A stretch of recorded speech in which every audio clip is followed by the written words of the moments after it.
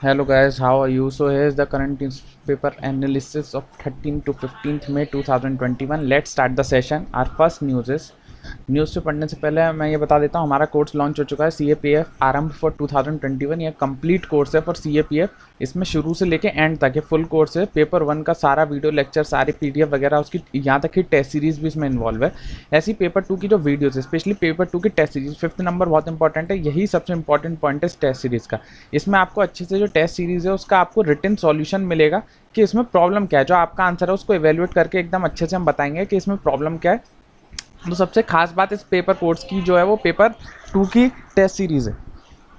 उसके बाद paid Telegram group है, करंट अफेयर्स इसका पार्ट है, और वीकली डाउट सेशन है। ठीक है, वीकली डाउट सेशन है और गेस्ट स्पीकर्स हैं।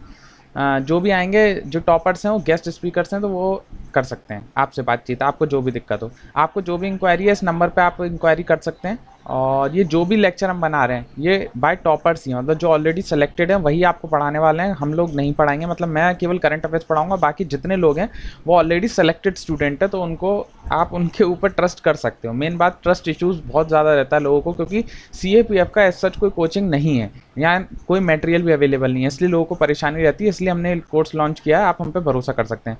इस कोर्स की फ़ीस 7499 है, जो कि नॉमिनल फ़ीस है। अब बच्चों को लग सकती है कि सर ये बहुत ज़्यादा फ़ीस है, इसलिए specially for those student use my code Shivam10. Please use Shivam10 so you can get the 10% discount on this.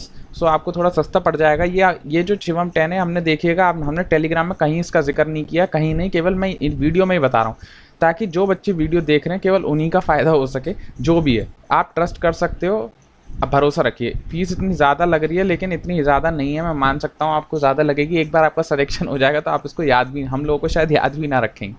ठीक है, चलिए ये हो गई जो भी बात थी। हम अपनी न्यूज़ पे चलते हैं, जो आजकल न्यूज़ आ रही है। सबसे इम्पॉर्टेंट न्यूज़, सबसे ज़्यादा न्यूज़, इसके बारे में आज हम पूरा डिस्कशन, आज मतलब पूरा जो सेशन है वो आधे से ज़्यादा सेशन केवल इसी के बारे में, इजराइल और पैलेस्टीन का जो इशू है। तो इसमें फुल स्केल वॉर की स्थिति छिड़ चुकी है इजराइल पैलेस्टीन की।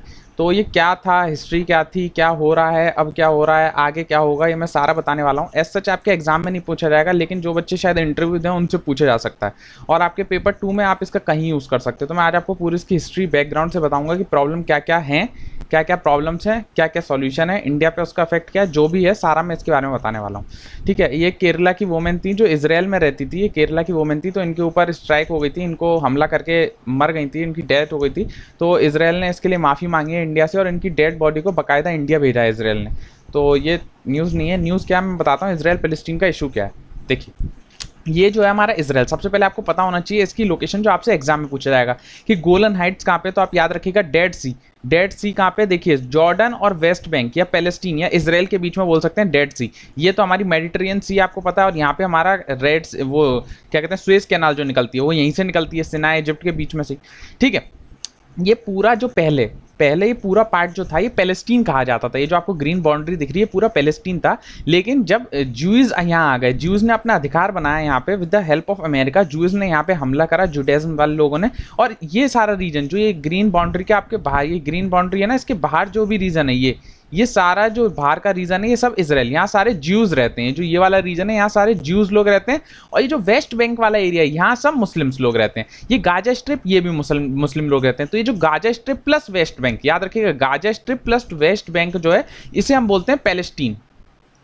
ये पैलेस्टीन है टोटल मिला के, एक ये छोटा सा टुकड़ा ये, और इजराइल ये अलग है। ठीक है, ये दो लोग हो गए।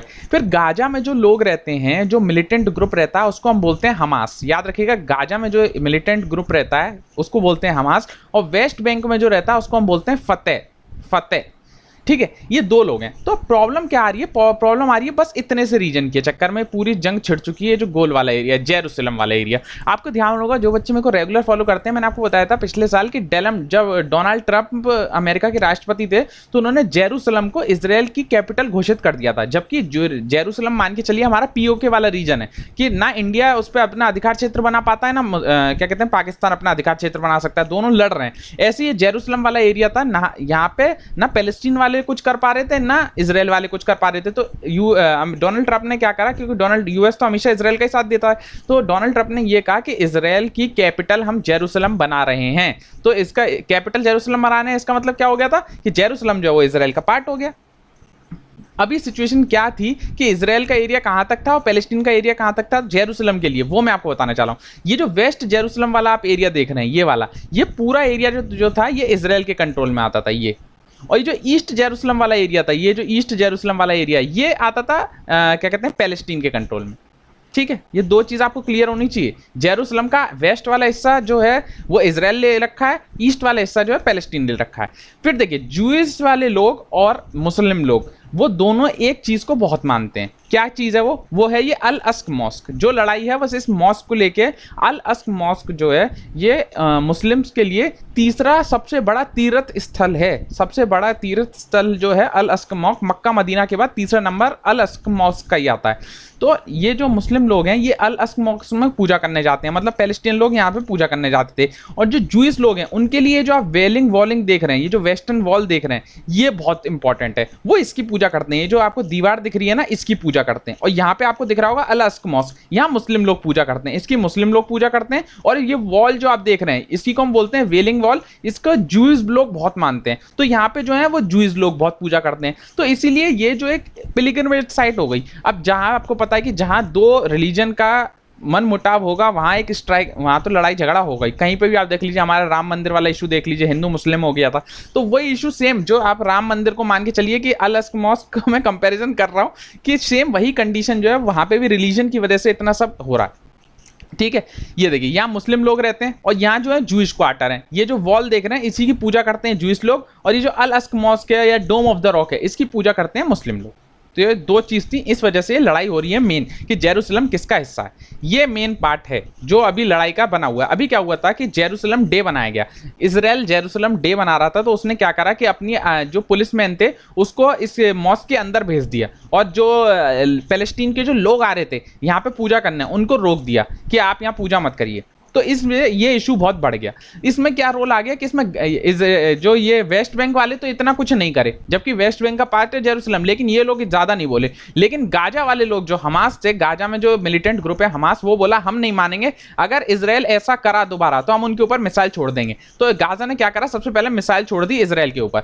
लेकिन फिर क्या होगा, उसके बाद की सिचुएशन सबको पता है कि जैसे ही गाजा ने मिसाइल छोड़ी इजराइल के ऊपर, वैसे ही इजराइल ने हमला शुरू कर दिया दोनों तरफ। उन्होंने वेस्ट बैंक की तरफ भी हमला शुरू करा और गाजा की तरफ भी। और स्पेशली राइट नाउ गाजा को उन्होंने पूरी तरह ही लगभग खत्म करने वाले की स्थिति पे बन गया आज की सिचुएशन, क्योंकि 3-4 दिन ये न्यूज चल रही है।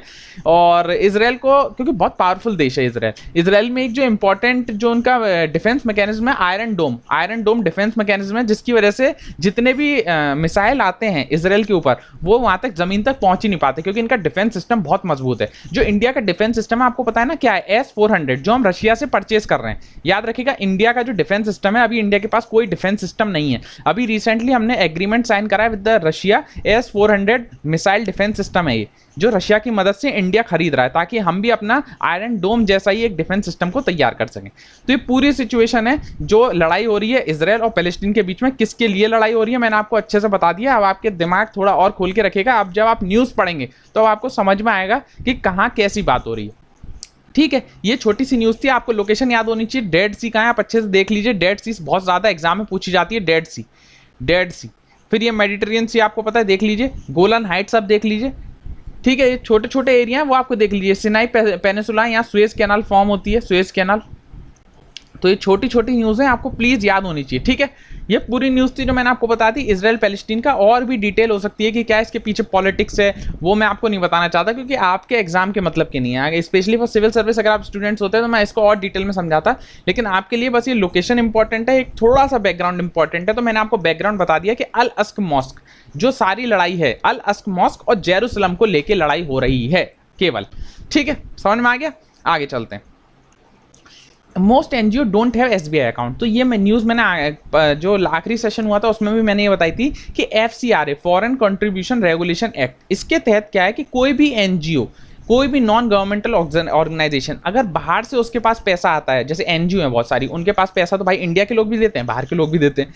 तो अगर कोई भी ऑर्गेनाइजेशन या कोई भी एनजीओ को बाहर से पैसा आता है, या जिसे हम बोलते हैं फॉरेन फंड, इसको इंग्लिश में हम क्या बोलते हैं, फॉरेन फंड, अगर वो आता है तो under the guidelines of FCRA उसको वो सारा पैसा SBI की दिल्ली ब्रांच, एक दिल्ली में एक एसबीआई की ब्रांच है, उसमें ही सारे एनजीओ को अपना खाता खुलवाना होगा और सारा पैसा जो है वो उसी में जाना चाहिए। अगर वो पैसा फॉरेन फंड किसी और बैंक में जाता है किसी एनजीओ का, तो उसे इलीगल माना जाएगा और उस एनजीओ के खिलाफ कार्रवाई की जाएगी। ये एफसीआरए में लिखा हुआ है। तो इसमें यही लिखा है कि डेडलाइन जो दी गई थी 1 अप्रैल दी गई थी कि सबको 1 अप्रैल तक सारा अपना प्रोविजन जो है फॉरेन फंड का कर लेना चाहिए। लेकिन क्या हुआ कि कोविड आ गया, तो कोविड के चक्कर में बहुत सारे लोग जो हैं, वो बहुत सारे एनजीओ जो हैं, वो अपना जो क्या कहते हैं बैंक अकाउंट है वो नहीं खुलवा पाए। तो इस चक्कर में अब वो चाह रहे हैं कि हमें थोड़े दिन के लिए और मोहलत दे दी जाए। किसको बोल रहे हैं? एमएचए। जो एफसीआरए वो किसके अंदर आता है? याद रखिएगा, मिनिस्ट्री ऑफ होम अफेयर्स के अंदर आता है FCRA. Foreign contribution regulation act जो है वो एमएचए के अंदर आता है, मिनिस्ट्री ऑफ होम अफेयर्स। ये देखिए, the Guwahati high court on May 5th sent a notice to the asking to explain why Aadhaar was necessary to open a bank account when 2018 supreme court के Puttaswamy care held rule that mandatory linking Aadhaar card does not satisfy the test of proportionality. अब ये क्या logic लगा रहे हैं SBI bank वाले? ये बोल रहे हैं कि हमें अपना आधार कार्ड दो तभी हम अकाउंट खोलेंगे। तो ये लोग एनजीओ जो है वो सुप्रीम कोर्ट में चले गए, क्योंकि पुट्टास्वामी का एक जजमेंट आया था, आप याद रखिएगा, केएस पुट्टास्वामी का जजमेंट आया था। उसमें ये बोला गया था Aadhaar is not mandatory to link with bank account. Aadhaar जो है वो लिंक करने के लिए बिल्कुल जरूरत नहीं है। आजकल भी अगर आप वैसे ये सब कहने और बोलने की बात है, लेकिन आज भी अगर आप एसबीआई की ब्रांच में अपना केवल पैसा 50,000 से ज्यादा भी निकालोगे ना, तो वो बोलेगा कि या तो पैन कार्ड तो चलो समझ में आता है, तो आधार कार्ड दो, आधार कार्ड की फोटो कॉपी दो। अगर आप कुछ भी है, मान के चलिए आप अपना कुछ भी एक एटीएम भी लेने जाते हैं ना, तो भी उसमें आपको बोलेगा कि एक आधार कार्ड की फोटो कॉपी लगा के दो। जबकि कोर्ट ने बिल्कुल साफ मना कर रखा है, अगर आप बैंक में खाता खुलवाएंगे तो आपसे भी वो आधार कार्ड मांग लेगा कि आधार कार्ड दिखाइए। जबकि कोर्ट का जजमेंट है, सुप्रीम कोर्ट का जजमेंट है कि आधार जो है वो मैंडेटरी नहीं है while opening a bank account. तो इसी पे लड़ाई छिड़ी हुई है। जो अपने एग्जाम इंपॉर्टेंट है वो एफसीआरए इंपॉर्टेंट है, एनजीओ इंपॉर्टेंट है, एसबीआई की दिल्ली ब्रांच में होना चाहिए और मिनिस्ट्री ऑफ होम अफेयर्स के अंदर आता है। बस इससे ज्यादा याद करने की जरूरत नहीं है। आगे चलते हैं। Language does not a ground for case transfer. याद रखिएगा, ये बहुत इंपॉर्टेंट चीज बोल दी है सुप्रीम कोर्ट के जजमेंट ने। कभी कभी एक स्टेटमेंट आ जाता है कि लैंग्वेज के बेस पे कोई भी अपना केस ट्रांसफर करा सकता है। सुप्रीम कोर्ट, मान के चलिए आपका केस जो है वो गुवाहाटी हाई कोर्ट, नहीं गुवाहाटी नहीं, ये तो हिंदी वहाँ बोली जाती होगी, हम मान के चलिए ये कहाँ की हाई कोर्ट की बात कर रहा है, ये तमिलनाडु की बात कर रहा है। हाँ, तो चलिए मान के चलिए गुवाहाटी हाईकोर्ट ही बोल समझ लीजिए, गुवाहाटी हाईकोर्ट समझ लीजिए, और वहाँ मान के चलिए कि वहाँ आसामीज बोली जाती है, मान के चलिए वहाँ आसामीज बोली जाती है गुवाहाटी हाईकोर्ट में। तो आपका केस जो है वो गुवाहाटी हाईकोर्ट में चला गया। अब वहाँ आप तो हैं नॉर्थ इंडिया, मान के चलिए आप यूपी साइड के हैं, तो आपको आसामी तो आती नहीं, आपको आती है हिंदी। तो आपने बोला गुवाहाटी हाईकोर्ट में कि मेरा आप केस जो है वो दिल्ली हाईकोर्ट में ट्रांसफर कर दीजिए, क्योंकि जो अपोजिशन पार्टी है उसे अच्छे से आसामी समझ में आती है और मेरे को कुछ समझ में नहीं आ रहा, तो मैं अपना केस अच्छे से नहीं लड़ पा रहा हूं। तो सुप्रीम कोर्ट या हाई कोर्ट दोनों ने ये जजमेंट अच्छे से दे दिया है कि लैंग्वेज के बेस पे आप केस ट्रांसफर नहीं कर सकते हो। तो उन्होंने साफ बोल दिया कि आपको आती हो या नहीं आती हो, आप इस बेस पे केस ट्रांसफर नहीं कर सकते, आपको हमारे ऊपर भरोसा रखना चाहिए। जज ने ये बोला कि हम मानते हैं कि आप अपोजिशन पार्टी पर भरोसा नहीं रखते, लेकिन आपके ऊपर हमारे ऊपर भरोसा रखना चाहिए कि हम एकदम फेयर ट्रायल करेंगे।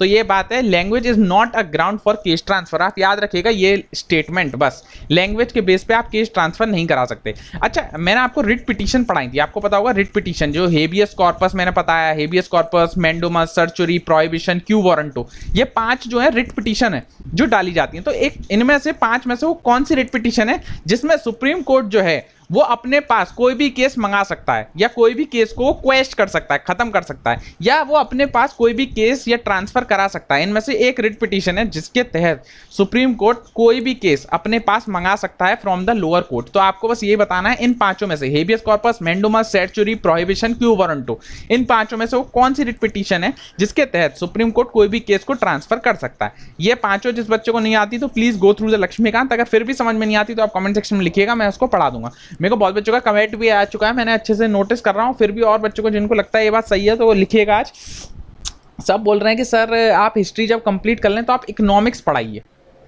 ये मेरे पास बहुत बच्चों के कमेंट आ रहे हैं, तो ये बात सही है कि नहीं, तो आज आप कमेंट सेक्शन में लिखिएगा, तो हम डिसाइड कर लेंगे कि हिस्ट्री कंप्लीट करने के बाद हमें क्या पढ़ाना चाहिए। ठीक है, और इसका आंसर तो आप सबको देना ही देना है। ठीक है, आगे चलते हैं।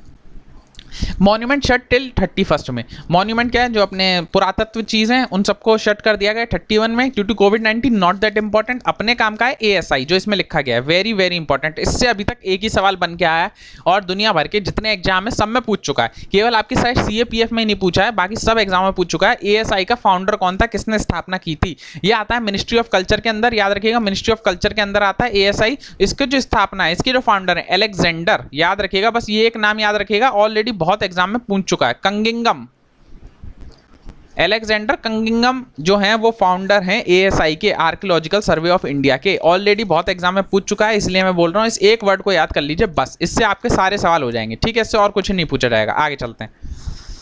Inflation eases to 4.9% base lift IIP. तो ये कुछ बात हो रही है कि इतना शिफ्ट हो गया, इन्फ्लेशन बढ़ रही है, इन्फ्लेशन कम हो रही है, अपने काम का बिल्कुल नहीं। अपने काम का जो है आईआईपी, याद रखिएगा आईआईपी की फुल फॉर्म है इंडेक्स ऑफ इंडस्ट्रियल प्रोडक्शन। इसमें क्या होता है, टोटल हमारी 8 कोर इंडस्ट्री हैं, 8 कोर इंडस्ट्री है। मैं आपको को बहुत बार बता चुका हूँ 8 कोर इंडस्ट्री कौन कौन सी है, सीमेंट, फर्टिलाइजर, नेचुरल गैस, ये सारी 8 कोर इंडस्ट्री हैं। इनमें ये 8 कोर इंडस्ट्री का कैलकुलेट करता है कि उनमें प्रोडक्शन कैसी चल रही है। आईआईपी जो है वो 8 कोर इंडस्ट्री का केवल प्रोडक्शन देखता है कि इनमें प्रोडक्शन अच्छी चल रही है, कम चल रही है, ज़्यादा चल रही है। ये जो 8 कोर इंडस्ट्री है टोटल अपनी जो प्रोडक्शन है उसका 40% बनाती है, तो ये 40% क्राइटेरिया ये देखता है आईआईपी। जो 8 कोर इंडस्ट्री है वो टोटल इंडिया की प्रोडक्शन का 40% बनाती हैं, 60% अदर इंडस्ट्री बनाती हैं, और टोटली जो 8 इंडस्ट्री हैं ये इंडिया की टोटल प्रोडक्शन का 40% बनाती है। तो आईआईपी केवल इन 8 कोर इंडस्ट्री को देखता है और बताता है कि कैसी प्रोडक्शन चल रही है। ठीक है, आईआईपी निकालता कौन है, याद रखिएगा सीएसओ निकालता है। सीएसओ क्या होता है, सेंटर ऑफ स्टैटिस्टिकल ऑर्गेनाइजेशन। ये किस मिनिस्ट्री के अंदर आता है, तो मॉसपी के अंदर आता है, ministry of statistic and programme implementation. ठीक है, ये दो चीजें आपको याद रखनी है। फिर एक सवाल ये बनता है कि आईआईपी का बेस ईयर क्या है, एक सवाल बहुत ज्यादा ये बनता है आईआईपी का बेस ईयर, तो याद रखिएगा 2011-12 है। ठीक है, ये आपकी पूरी न्यूज हो गई। 3 चीज़ और पूछी जाती हैं, मैन्युफैक्चरिंग, प्राइमरी सेक्टर और फ्यूल। इनमें सबसे ज़्यादा शेयर किसका है, तो आप बताइएगा।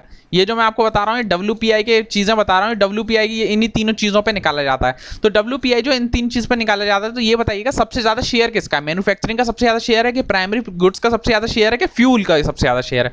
डब्ल्यूपीआई इन 3 चीज़ पे निकाला जाता है। सीपीआई और चीज़ों पर निकाला जाता है। सीपीआई होता है कंज्यूमर प्राइस इंडेक्स, और एक होता है डब्ल्यूपीआई होलसेलर प्राइस इंडेक्स। इसे निकालता है office of economic adviser labour bureau की तरफ से, और ये लेबर ब्यूरो की तरफ से तो निकलता ही है, इसको मैं कितनी बार बता चुका हूँ। सीएसओ इसके अंदर आता है, इसमें क्या होते हैं, अर्बन होता है, मिक्स्ड होता है, रूरल होता है, कॉम्बाइंड होता है, तो ये बहुत तरह की होती है। ठीक है, तो ये छोटी सी न्यूज़ थी, मैंने आपको बता दिया। आपके लिए इंपॉर्टेंट बस आईआईपी है और इसमें जो है वो आपको बताना है। ठीक है, और कुछ आपको पढ़ने की जरूरत नहीं है। आगे चलते हैं।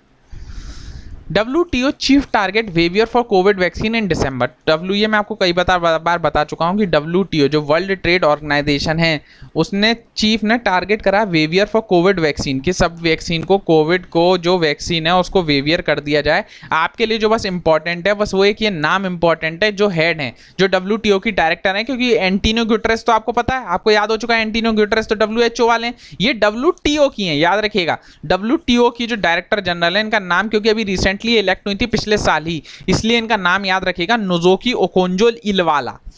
आप कैसे भी याद कर सकते हैं, इसको रटने की जरूरत है, एग्जाम में ये सब नहीं पूछा जाएगा, लेकिन इनका नाम पूछा जाएगा, तो बस आपको इनका नाम याद रखना है, WTO की डायरेक्टर जनरल का नाम। एंटीनियो गुटेरेस जो है वो WHO के नहीं है, और WTO की कौन है, नोजोकी ओकोंजो-इलवाला। ठीक है, इतना पढ़ने की जरूरत है और कुछ नहीं। आगे चलते हैं, एक second. Mucormycosis risk mitigation in the covid world. तो इस वर्ड को याद कर लीजिए, एक नई डिजीज पैदा हो चुकी है इंडिया में दोबारा कोविड के बाद। जिन लोगों को कोविड हो रहा है उसको अब ये होने लग गई है। तो ये क्या होती है मैं आपको बता देता हूँ, न्यूज़ में आई थी इसलिए। देखिए, नंबर ऑफ कोविड पेशेंट जो है वो डेवलप कर रहे हैं सीरियल फंगल इन्फेक्शन। ये जो म्यूकोरोमाइसिस है, ये क्या है, याद रखिएगा, ये फंगस है, ये एक फंगल इन्फेक्शन है जिसको हम और भी बोलते हैं, जिसे हम बोलते हैं ब्लैक फंगस। याद रखिएगा, म्यूकोमरोसिस क्या है, एक तरह का ब्लैक फंगस है। ये किस ग्रुप के फंगल इन्फेक्शन की वजह से होता है, तो इसका नाम याद रख सकते हैं, इसी के नाम पे म्यूकोरमाइट्स। ये अफेक्ट करता है उन लोगों को जो इनके पहले से ही हेल्थ प्रॉब्लम है या जो मेडिसिन ले रहे हैं, उनके ऊपर ये ज़्यादा अफेक्ट करता है। तो आपको पता है जिनको कोविड पेशेंट्स हैं उनको भाई अपनी इम्यूनिटी बनाने के लिए बहुत सारी दवाइयाँ लेनी पड़ती हैं, बहुत सारे उनको विटामिन की गोलियाँ लेनी पड़ती हैं, तो ऐसे लोगों को ज़्यादा अफेक्ट कर रहा है। ठीक है, बस इसको आपको ये याद रखना है। ये किस वजह से होता है, ये इंडाइजेशन की वजह से भी हो सकता है। ये does not spread between people और बिटवीन पीपल। ऐसा नहीं है कि किसी एक आदमी को, जैसे कोविड है, अब कोविड किसी एक आदमी को है तो आप उस उसके पास होंगे तो आपको भी संक्रमण हो जाएगा। ये ऐसा नहीं है। अगर किसी आदमी को ब्लैक फंगस है तो उसके पास बैठने से या उसको छूने से या बात करने से ब्लैक फंगस ट्रांसफर नहीं होता है, याद रखिएगा। तो ये छोटी सी चीज आपको याद करनी पड़ेगी। म्यूकोमरोसिस किसे कहते हैं, ब्लैक फंगस किसे कहते हैं, किस किस को हो सकता है, क्या है, और बच के रहिएगा ऐसा ना हो न पाए। ठीक है, आगे चलते हैं। App to view supreme court proceeding launched. तो एक ऐप लॉन्च हो चुकी है फॉर सुप्रीम कोर्ट प्रोसीडिंग। ठीक है, इसमें क्या बात हो रही है कि एक जो ये हमारे एनवी रमन्ना साहब हैं, इन्होंने एक नई ऐप लॉन्च करी है ताकि जो सुप्रीम कोर्ट की जो प्रोसीडिंग चलती हैं, जो सुप्रीम कोर्ट की प्रोसीडिंग चलती हैं, उनको हम सीधे लाइव टेलीकास्ट दे सकें। लाइव टेलीकास्ट दे सकें, किसको दे सकें, जो मीडिया के पर्सन हैं, मीडिया के लोग हैं, केवल अभी उन्हीं के लिए ये ऐप खोली गई है। ट्रायल करके देख रहे हैं लोग कि अगर मीडिया रिस्पॉन्सिबली बिहेव करके इसका फ़ायदा उठाती है तो ये फिर शायद सबके लिए खोल दें। अभी एक रिसेंटली एक ऐप बनी है, बस आपको ये याद रखना है, कहीं दिमाग में बैठा लीजिए। सुप्रीम कोर्ट की अभी भी मैंने आपको बहुत बार एग्जाम्पल दिया गुजरात हाईकोर्ट का। गुजरात हाईकोर्ट में को इसलिए बहुत पसंद है क्योंकि इनकी लाइव प्रोसीडिंग आती है। कोई भी बच्चा जाके लाइव प्रोसीडिंग देख सकता है गुजरात हाईकोर्ट की। कहाँ पे, यूट्यूब पे, फ्रीली अवेलेबल लाइव, आपको पूरा पता चलेगा कैसे कि काम करता है कोर्ट। तो वही चीज़ अब सुप्रीम कोर्ट में होने वाली है, लेकिन ये केवल अभी अलाउ करा है फॉर मीडिया पर्सन। ठीक है, और इससे ज़्यादा आपको याद करने की जरूरत नहीं है। सीजीआई ने एक नया फीचर भी लॉन्च करा है कोर्ट की ऑफिशियल वेबसाइट पे, इंडिकेटिव नोट्स करके एक नया फीचर लॉन्च करा है। इससे क्या होगा, जो भी इंपॉर्टेंट जजमेंट आएगा उसका सीधा सीधा जो ईजी फॉर्मेट में वहां लिख दिया जाएगा। जैसे आपको नाम से ही समझ में आ रहा है, इंडिकेटिव नोट्स, तो ये नोट्स से रिलेटेड है। ठीक है, तो यहाँ नोट्स हमारे लिख रहे होंगे। तो ये छोटी सी न्यूज़ थी। रोल ऑफ मीडिया यहाँ समझाया गया, इंपॉर्टेंट नहीं है। अपने इंपॉर्टेंट का जो था मैंने बता दिया, केवल ट्रांसपेरेंसी लाना चाहते हैं, जुडिशरी में बहुत जरूरी है। ट्रांसपेरेंसी नहीं होगी तो हमारा जुडिशरी सिस्टम अच्छे से रन कर नहीं पाएगा। वैसे तो ट्रांसपेरेंसी की बात करते हैं, लेकिन जब भी हम बोलते हैं कि इंडिया में जो कोर्ट जो जजेस की अपॉइंटमेंट है उसी में ट्रांसपेरेंसी नहीं है तो कोर्ट साइलेंट हो जाती है। बहुत बार ये पाया गया है कि जो कोर्ट्स की जो जज हैं वो अपॉइंट किए जाते हैं ऐसी फेवरिज्म के, मतलब इसका कोई क्लियर तथ्य नहीं है कि फेवर देके उनको अपॉइंट किया जाता है, लेकिन इसका कुछ ट्रांसपेरेंट भी नहीं है। तो ये गोलू मोलू है, अब इसको ज़्यादा बोल नहीं सकते नहीं तो कंटेम्प्ट ऑफ कोर्ट हो जाएगा। कंटेम्प्ट ऑफ कोर्ट मैं आपको बता चुका हूँ ना, कंटेम्प्ट ऑफ कोर्ट के खिलाफ कुछ बोलेंगे तो कंटेम्प्ट ऑफ कोर्ट का चार्ज लग जाएगा, सिविल और क्रिमिनल दोनों तरीके का। 129 एंड आर्टिकल 215। ठीक है, आगे चलते हैं। Centre supreme court affidavit jar with trips stand. तो ये दोबारा से बात आ रही है ट्रिप्स से रिलेटेड। तो ट्रिप्स में हम पहले ही बता चुका हूँ, ट्रिप्स क्या है, WTO का एक एग्रीमेंट है ट्रिप्स, जिसमें बात होती है trade related aspect of intellectual property right. इसमें यही बात हो चुकी है कि हमें वेवियर दे दिया जाए, हमें कंपलसरी लाइसेंसिंग दे दी जाए। तो supreme court outline the following legal framework with in which the centre can consider compulsory licensing and acquisition of parents for vaccine.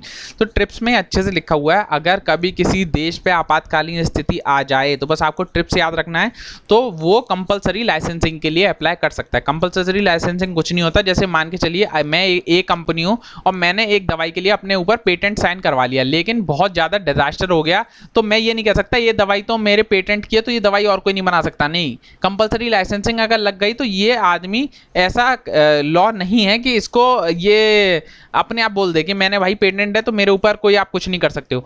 कोई दूसरा बंदा भी या कोई दूसरी कंपनी भी वो दवाई बना सकती है आपातकालीन स्थिति में। ये होता है हमारा कंपलसरी लाइसेंसिंग। तो यही बात चल रही है, कोविड वैक्सीन के लिए कंपलसरी लाइसेंसिंग अलाउ कर दी जाए ताकि जो ऑक्सफोर्ड की कोविड शील्ड है, सीरम इंस्टीट्यूट ऑफ इंडिया की कोविड शील्ड है, इसे और कंपनी भी बनाए, जिससे क्या होगा, जिससे हमारी जो लोगों को लगाने की क्षमता है वो बढ़ जाएगी और हम कोविड को आगे बढ़ चढ़ के रोक सकेंगे। ठीक है, तो आपको कंपलसरी लाइसेंसिंग के बारे में बस ये एक वर्ड याद होना चाहिए, कंपलसरी लाइसेंसिंग किससे रिलेटेड है। एक आपको पता होना चाहिए ट्रिप्स किससे रिलेटेड है। आज आप ट्रिप्स और पढ़िएगा, WTO के एग्रीमेंट्स ही पढ़ लीजिएगा, कितने तरीके के एग्रीमेंट होते हैं। नहीं पता तो आप मेरे को कमेंट सेक्शन में लिखिएगा, मैं पढ़ा दूंगा। ठीक है, आगे चलते हैं। Sputnik 5 vaccine rolled out in India, इतने रुपए की डोज लग रही है भाई स्पुतनिक 5। इसके लिए इंपॉर्टेंट बस कुछ नहीं है, स्पुतनिक 5 जो है पहली वैक्सीन है जो डेवलप हुई थी फॉर कोविड-19। बस आपको याद रखना है कहाँ की वैक्सीन है, रशिया। बस इससे और कुछ नहीं पूछा जाएगा, कितने की बिक रही है, कहाँ बिक रही है, नॉट दैट इंपॉर्टेंट। स्पुतनिक 5 कहाँ की है, स्पुतनिक 5 जो है वो रशिया की वैक्सीन है, इससे ज़्यादा याद करने की जरूरत नहीं है। कोविड शील्ड जो है, कोविड शील्ड कहाँ की है, कोविड शील्ड जो है ऑक्सफोर्ड की है, याद रखिएगा ऑक्सफोर्ड की है, इंडिया की नहीं है। ऑक्सफोर्ड प्लस सीरम इंस्टीट्यूट मिलके बना रहा है, सीरम इंस्टीट्यूट इंडिया का ही है। लेकिन जो कोवैक्सीन है वो इंडिया की है। याद रखिए कोवैक्सीन जो है वो आत्म भारत की वैक्सीन है भाई, इंडिया ने बनाई है, मेड इन इंडिया। इसे कौन बना रहा है? इसे बना रहा है भारत बायोटेक। ठीक है, तो स्पुतनिक 5 रशिया की, कोविशील्ड ऑक्सफोर्ड की, कोवैक्सीन इसकी। ठीक है, अभी तक मुख्य ये 3 वैक्सीन निकल के आई हैं। वैक्सीन तो बहुत है, एक फाइजर की भी वैक्सीन है, आपको वो सब याद करने की जरूरत नहीं है। आगे चलते हैं। US slider turtle pose a threat in north east. तो भाई ये एक यूएस का नेटिव स्पीसीज है, ये एक टर्टल। इसके साथ दिक्कत ये है कि ये टर्टल जहां जहां होता है वहां की और स्पीसीज को एक खत्म कर देता है। ये क्या करता है? वहां के सारे लोगों को खा लेता है, वहां की हरी पत्तियां जो भी चीज़ है वो वहां खाना पीना शुरू कर देता है, जिससे क्या होता है वहां रहने वाले और जीव जंतुओं को खतरा हो जाता है। तो बस आपको इसका नाम याद रखना है, द रेड ईयर्ड स्लाइडर। याद रखेंगे, द रेड ईयर्ड स्लाइडर। ये एक अमेरिका का नेटिव है। याद रखिएगा, एक सवाल ये होता है नेटिव कहाँ का, ये रहने वाला, ये पैदाइश कहाँ की है इसकी। तो ये जो है नेटिव जो है ये अमेरिका का है। ठीक है, the cute American turtle popular as pet as threatening to invade the natural water. तो इसने पूरी तरह से वहाँ की अस्त व्यस्त कर दिया है जो वहाँ के लोग और जो स्पीसीज रहने वाली हैं। तो बस आपको इसका नाम याद रखना है, द रेड ईयर्ड स्लाइडर्स। बस कहाँ का है और कहाँ पाया गया है? नॉर्थ ईस्ट में पाया गया। इसने क्या करा है? इसने वहाँ की जो और जो स्पीसीज हैं उन पर थ्रेट पहुंचाना शुरू कर दिया है। The red ear turtle derives it name from red strip around the part where its ear would be and ability to slide quickly from any surface. Native to the US and northern Mexico. देखिए यहाँ लिख रहा है। ठीक है, बस ये native वाला पूछा जा सकता है और नॉर्थ ईस्ट में पाया गया और इसका नाम, बस इससे ज़्यादा और कुछ नहीं पूछा जाएगा, इंपॉर्टेंट और नहीं है। आगे चलते हैं। Working on a war footing to tackle crisis prime minister. चलिए मान लेते हैं, सही बात बोल रहे हैं, पूरा एकदम जी जोर से मेहनत कर रहे हैं ये भी। तो इनका जो इम्पोर्टेंट इस न्यूज़ में, हाँ हम नहीं जानेंगे कि इन्होंने क्या बोला है क्या नहीं बोला। इन्होंने जो एक इम्पॉर्टेंट अच्छी चीज़ करी है वो फार्मर्स के लिए करी हुई है, तो उसको हम पढ़ेंगे यहाँ पे। प्रधानमंत्री किसान सम्मान निधि योजना, ये बहुत अच्छी चीज़ है। ये एक तरह का यूबीआई है, एक तरह का यूबीआई है। यूबीआई क्या होता है मैं दोबारा बता दूंगा। प्रधानमंत्री क्या कहते हैं, किसान सम्मान निधि योजना। इसमें यह बोला गया है कि हर फार्मर, पहले ये जब स्कीम आई थी, जब ये लॉन्च हुई थी, केवल उन्हीं लोगों के लिए थी जिनके पास 2 हेक्टेयर से कम लैंड थी। जिन फार्मर्स के पास 2 हेक्टेयर से कम लैंड थी उनको ही इस योजना का लाभ मिल पाता था। लेकिन पिछले साल ही ये बोला गया कि इस योजना का लाभ हर किसी फार्मर्स को मिलेगा इररिस्पेक्टिव ऑफ लैंड। पहले ये स्कीम केवल स्मॉल एंड मार्जिनल फार्मर्स के लिए थी, स्मॉल एंड मार्जिनल, याद रखिएगा।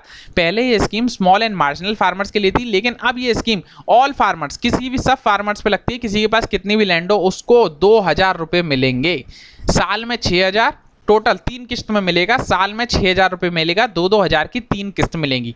तो अब ये दोबारा एक नई किस्त जो 8th इंस्टॉलमेंट है वो सबके खातों में जा रही है, फार्मर्स के खातों में जा रही है।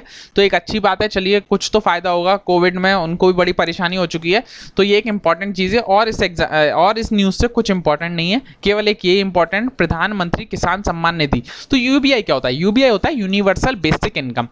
ये एक तरह की बोली गई थी, अपोजिशन पार्टी कांग्रेस गवर्नमेंट ने एक चीज़ बोली थी, और शायद 2017 के 18 के इकोनॉमिक सर्वे में भी ये बात बोली गई थी कि हमें यूबीआई देनी चाहिए, हमें हर आदमी को एक फिक्स्ड अमाउंट देना चाहिए हर महीने, जिससे क्या होगा वो आदमी अपनी सहूलियत के हिसाब से उसको जो चाहिए वो खरीद सकता है। हमें ये नहीं देखना चाहिए कि वो आदमी अमीर है या वो गरीब है, उसको एक फिक्स्ड अमाउंट दे देना चाहिए।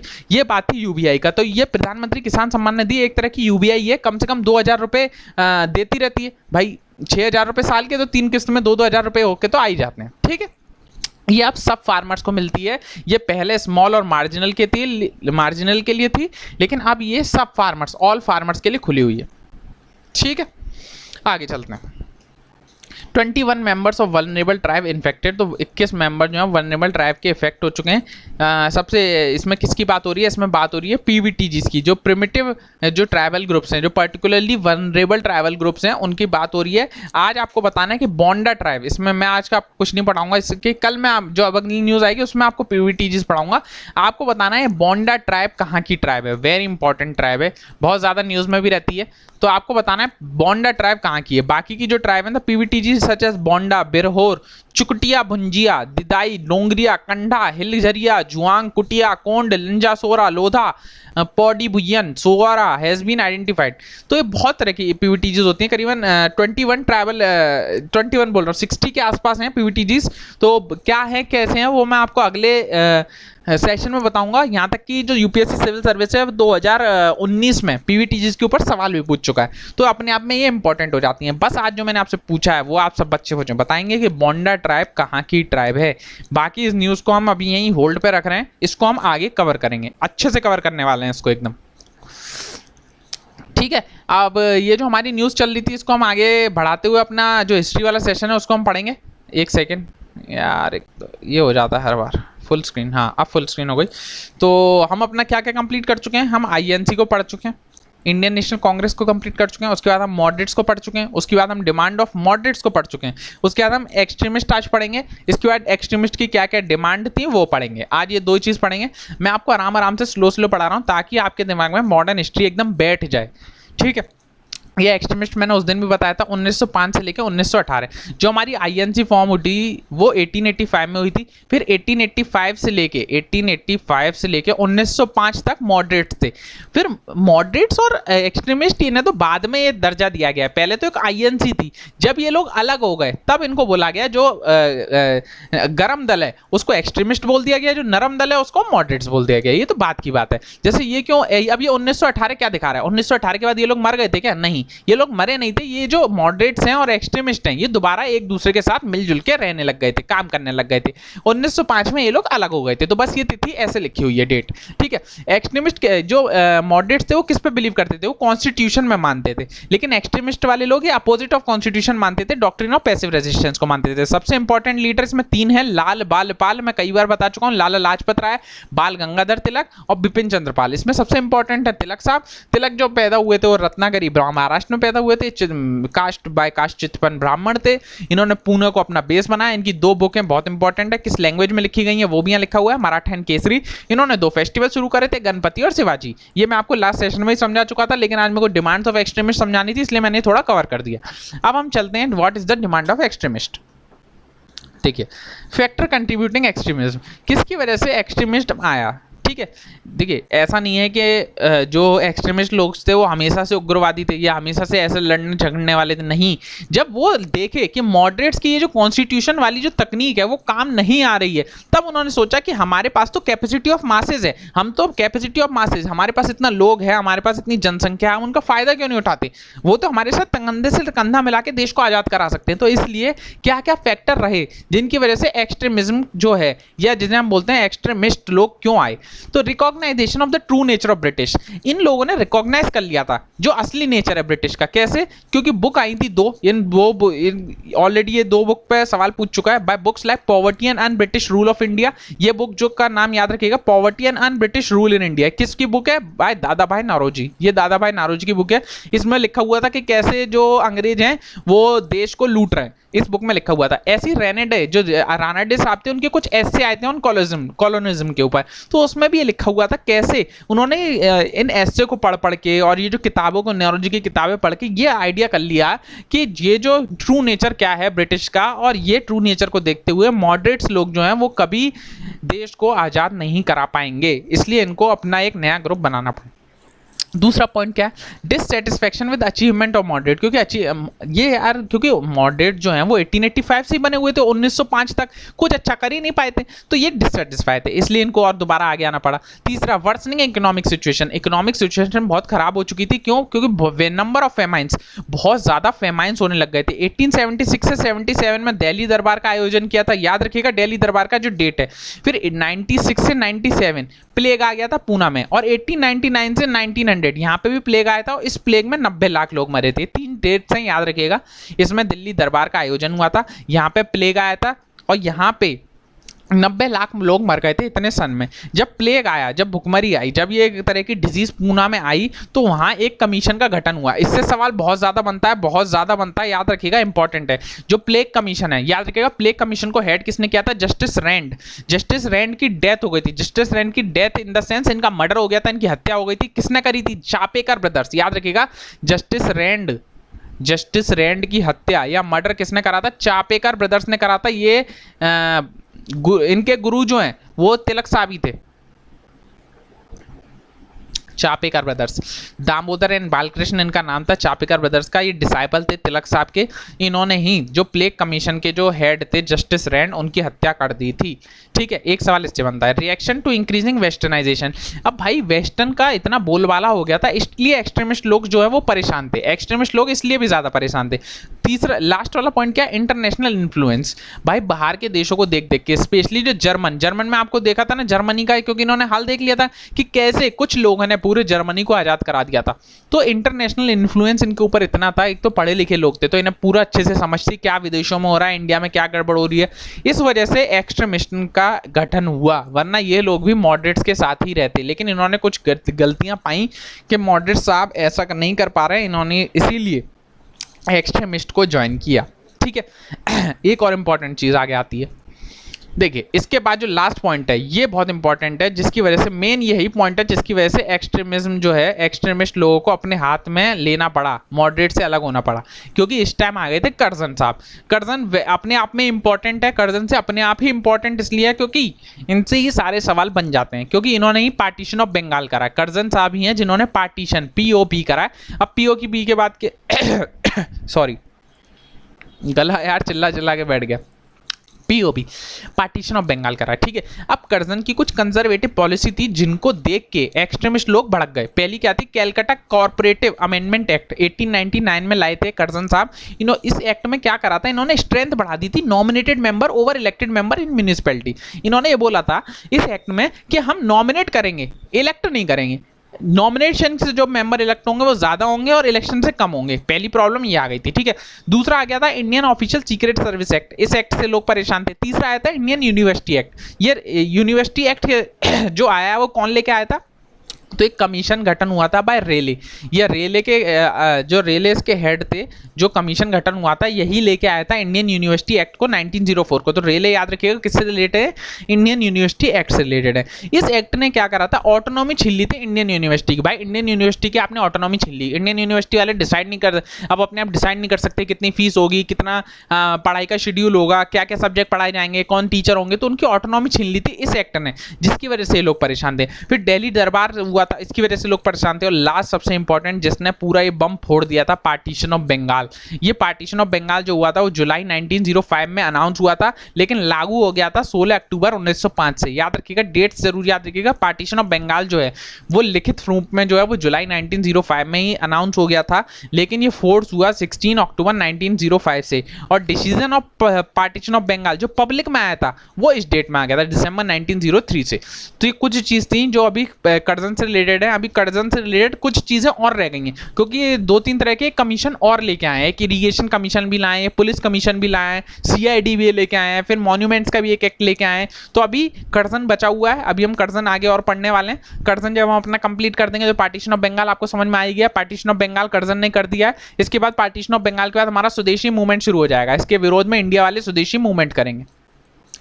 तो ये सारा जो है हम अपने नेक्स्ट लेक्चर में पढ़ने वाले हैं, आपको घबराने की जरूरत नहीं है। मैं सारा कवर करूंगा, हिस्ट्री एक एक चीज एक एक अच्छे से आपको समझाने वाला हूं, ताकि आपको हिस्ट्री में परेशानी ना हो, क्योंकि बच्चे समझ ही नहीं पा रहे थे स्पेक्ट्रम पढ़नी कैसे। अब मैं गारंटी देता हूं, जितना मैंने आपको पढ़ाया आप अपनी स्पेक्ट्रम खोलिए, आप अपनी मॉडर्न हिस्ट्री खोलिए, बिपिन चंद्र खोलिए, जो बुक चाहे आप खोलिए, और जितना मैंने पढ़ा है 1773 से और आज तक का, मान के चलिए आज हमने क्या कंप्लीट कर दिया, एक्सट्रीमिस्ट को कंप्लीट कर लिया। आप अपने कॉपी में जाके देखिए, आप अपनी बुक में जाके देखिए, और अगर मैं गारंटी दे रहा हूं उसमें से एक भी मैंने फैक्ट छोड़ दिया हो तो आप बताइएगा, एक भी फैक्ट छोड़ा हो तो। सारे फैक्ट विद थ्योरी मेरे नोट्स में, आप चैलेंज कर रहा हूं, आप कोई भी एग्जाम पेपर उठा के देख लीजिए और आपसे आंसर ना निकले तो बताइएगा। इतने पोर्शन का आगे जो जैसे जैसे हम चलेंगे आपको और आइडिया लगेगा। मेरे को फॉलो कर सकते हैं ऑन इंस्टाग्राम शिवम_त्यागी_ST, और जो आज मैंने सवाल पूछा रिगार्डिंग रिट पिटीशन उसका आंसर आप मेरे को दीजिएगा। And also follow study fund on Telegram and Instagram so you can get the latest update, और you can enrol on course और आरंभ 2021। ये पूरा कंप्लीट कोर्स है। वैसे तो मैं इतना प्रमोट नहीं करता हूँ, लेकिन रियल में अच्छा कोर्स है, अच्छे लोग पढ़ा रहे हैं इसलिए मैं प्रमोट कर रहा हूँ। नहीं तो आप मेरे पुराने लेक्चर्स देखिएगा, मैंने कभी कोर्स प्रमोट नहीं किया। लेकिन ये अच्छा कोर्स है, रियल में अच्छा कोर्स है इसलिए, और आपके पास भरपूर टाइम मिला हुआ है इसलिए आप इसका फायदा उठा सकते हैं। ऑलरेडी सीट बहुत कम है, इसलिए आप थोड़ा एज चाहते हैं तो आप इसको एनरोल हो सकते हैं और मेरा कोड यूज कर सकते हैं शिवम10। सो आपको जो है वो 10% का डिस्काउंट मिल जाएगा। ठीक है, पढ़ते रहिए, आगे बढ़ते रहिए, घर के अंदर रहिए, किसी को बाहर मत जाने दीजिए। कोविड-19 फैला हुआ है। Take care, signing off today, bye bye.